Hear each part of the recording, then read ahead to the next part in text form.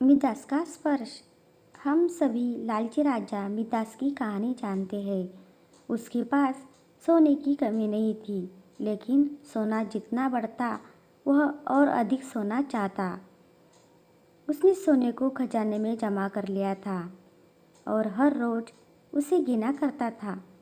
एक दिन जब वह सोना गिन रहा था तो एक अजनबी कहीं से आया और बोला, तुम मुझसे ऐसा कोई भी वरदान मांग सकते हो जो तुम्हें दुनिया में सबसे ज़्यादा खुशी दे।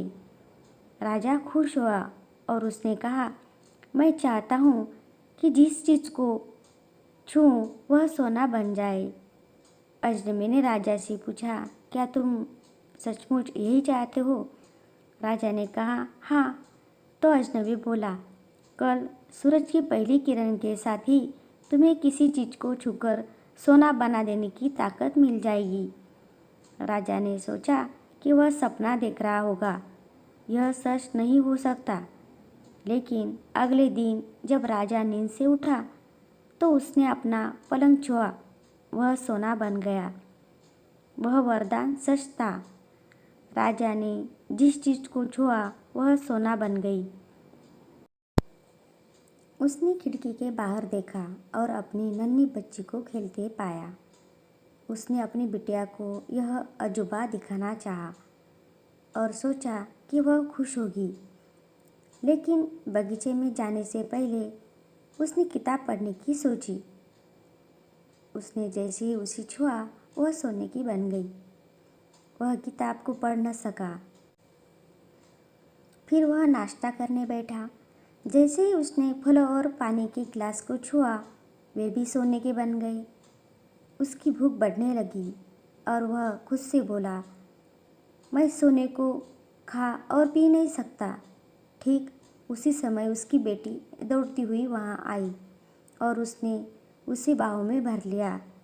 वह सोने की मूर्ति बन गई। अब राजा के चेहरे से खुशी गायब हो गई। राजा सिर पकड़कर रोने लगा। वह वरदान देने वाला अजनबी फिर आया और उसने राजा से पूछा कि क्या वह हर चीज़ को सोना बना देने की अपनी ताकत से खुश है। राजा ने बताया, वह दुनिया का सबसे दुखी इंसान है।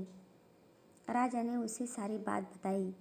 अजनबी ने पूछा, अब तुम क्या पसंद करोगे, अपना भोजन और अपनी प्यारी प्यारी बिटिया या सोने के ढेर और बिटिया की सोने की मूर्ति? राजा ने गिड़गिड़ाकर माफ़ी मांगी और कहा, मैं अपना सारा सोना छोड़ दूंगा। मेहरबानी करके मेरी बेटी मुझे लौटा दो, क्योंकि उसके बिना मेरी हर चीज़ मूल्यहीन हो गई है। अजनबी ने राजा से कहा, तुम पहले से बुद्धिमान हो गए हो। और उसने अपने वरदान को वापस ले लिया।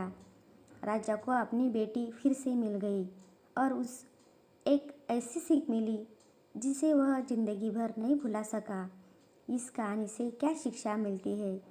घटिया या विकृत जीवन मूल्यों से दुख ही मिलता है और कई बार इच्छा का पूरा होना न पूरा होने से बड़ा दुख बन जाता है।